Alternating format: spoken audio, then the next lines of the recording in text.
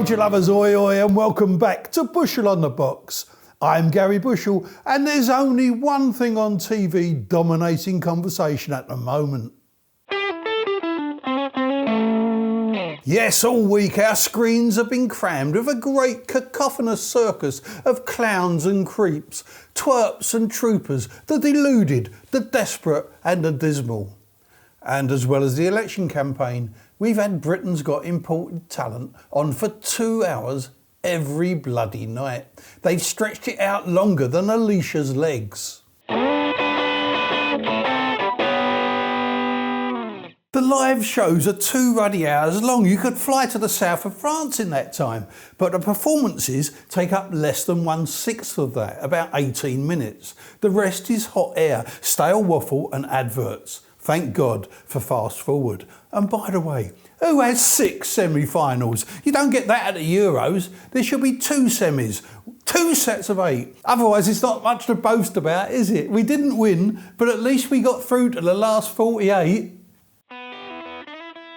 Yes, it was live semi-finals week, and every night we got lovely moments and bloody horrible half hours. Some of the acts were so pointless or half-formed it beggared belief. Bickoon and his magic bag was just a bloke with a little kid inside a green duffel bag who couldn't see out of it to time his jumps. It was like the child catcher does showbiz. And what about Sven Smith, a rock and roll air guitarist, also known as Spinal Crap? Even Carol's hottest dancers couldn't make that watchable. Air guitarists, they were something new. In 1980, ITV had one of them. They should have gone to an Iron Maiden concert. They'd have seen thousands. Still, at least Sven doesn't have to shell out for new guitar strings and a Marshall amp.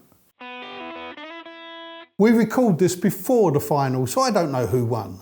Although Sydney Christmas and Innocent Masuku will surely have great careers on the back of this series. I strongly suspect it won't be any of the many foreign professional acts that Cal and his team recruited from other Got Talent franchises.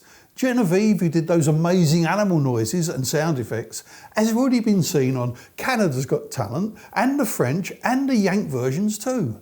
Cal's format has turned into a lucrative merry-go-round of circulating acts rather than a platform for fresh faces, which of course it should be. Now, obviously the Taekwondo performance troupe and the Japanese skippers were amazing, but what have they got to do with Britain's Got Talent? I'll make an exception for brilliant New Yorker Heather Holloway, although I dare say she's not the first woman to get on telly after swallowing a few dangerous swords.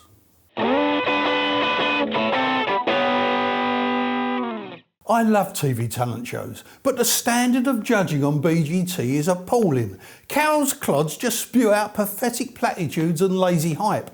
They can't hold a torch to the likes of Mickey Most and Tony Hatcher New Faces, whose verdicts were honest, on the nose and fully informed, as well as pleasingly brutal. Arthur Askey was very good too. They didn't pass the buck or try and curry favour with the whipped up studio audience like these twerps do. Most nights the public decided the winner and the running-up. If viewers are choosing both finalists, what's the point of the judges? Especially overpaid and underwhelming ones with little showbiz knowledge. Indecisive Burks. There were some good homegrown turns. I'd watch soul singer Taryn Charles over a miming Korean boy band any day of the week. And magician Jack Rhodes had a nice blend of sleight of hand, modern tricks and self-deprecation. He lacked a little of the polish of a pro magician, but that will come from live experience. ITV found him online, where he's already notched up more than 125 million views. The international acts do add class, but it's a shame the British contenders this series have largely been singers and dancers, with one good singing impressionist. Where are the Brit variety turns? Where are the homegrown semi-professional comedians and ventriloquists? Could it be ITV just aren't looking in the right places? You know, I used to love the mule train man Bob Blackman on Opportunity Knocks when I was a kid. He was just a bloke who hit himself over the head with a tray to the sound of Mule Train by Frankie Lane and the Mule Skinners. He won 4 weeks on the trot, but had to pull out the 5th week with concussion. They had him back on Tiswas, Good, honest family fun with a side order of brain damage.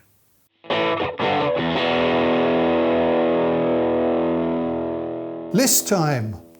The top 7 stars found by Opportunity Knocks. Freddie Starr, Les Dawson, Paul Daniels, Darren Day, Sue Pollard and Bernie Flint. Not forgetting Bonnie Langford and Little and Large. And our new faces, in no particular order: Victoria Wood, Lenny Henry, Joe Pasquale, Roger De Courcy, Roy Walker, Shaboddy Waddy, and a great London comic called Jim Davidson. I wonder whatever happened to him. I was on Jonathan Ross's The Big Talent Show in the late 90s, where we discovered Paul Zerdin, Francine Lewis, Steve Brookstein, Gina Yashere and Lydia Griffiths. Charlotte Church was on it too, as a kid, with her hot Welsh aunt Caroline, and Stephen Mulhern, although he'd already been on telly. Somehow these shows got huge viewing figures without serving up marathon episodes and overhyping the judges. My mate, a ventriloquist, just got divorced. His wife said he kept putting words in her mouth.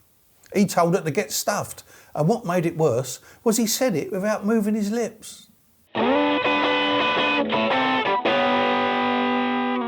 Can we talk about Doctor Who? It's the biggest, dullest mess this side of the election campaign. In the last one I saw, they landed in Wales, where the Doc broke a fairy circle, released Mad Jack, and vanished for all of Ruby's lifetime while she was stalked by a mysterious figure. This turned out to be her own ghost from the future, trying to warn her about a megalomaniac politician, Mad Jack, who was planning nuclear Armageddon. We never found out what Ruby's ghost told people who approached her to make them leg it. We never found out where the Doc went to, or the reason for that 73 yards thing that was borrowed from American Werewolf in London. The plot fell apart like a dry cake, and Russell T's script made less sense than Diane Abbott on The Joys of Maths. Worse, it had nothing in common with the tone of the previous episodes. Surely Disney must notice what a fucked up mess it is. That Welsh pub was unwelcoming and scary, but at least you could get a pint for under a £5. It's nearly 8 sovs now for a pint of Guinness in Soho. That's what I call scary. At least Dick Turpin wore a mask. Fun facts: the pub's Welsh name translates as the Dead Wood, possibly a cheeky reference to BBC management. Those scenes were filmed at the White Cross Inn in Groswen, which they also used in Torchwood. Now, I've been enjoying British TV dramas lately. The Responder might have gone from darkly gripping to disturbingly grim, but Rebus is brilliant, and even Red Eye delivered in the end. Although, of course, the bad guys were the nasty old CIA and not the entirely innocent Chinese MSS.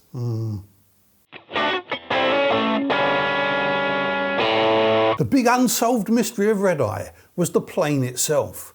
How did it ever get in the air? It was the size of Downton Bloody Abbey. It had a hold bigger than 2 tennis courts, a dumb waiter and an even dumber pilot. In other mysteries, would a book on the paranormal write itself? Is Russell T really writing the Doctor Who scripts, or is it actually the master who has worked out that the perfect way to destroy the Doc for good is lousy plots? And given the animal noises Genevieve Cote makes for entertainment, can you imagine the racket she makes when she reaches the height of passion? To go to bed with her, you'd need industrial noise cancellers. Imagine being her next door neighbour. It'd be like living next to a bloody zoo. Oi, oi, that's your lot. Join me on the next show when I'll be basking in the joys of TV nostalgia, sampling the outlaws and remembering our D-Day veterans.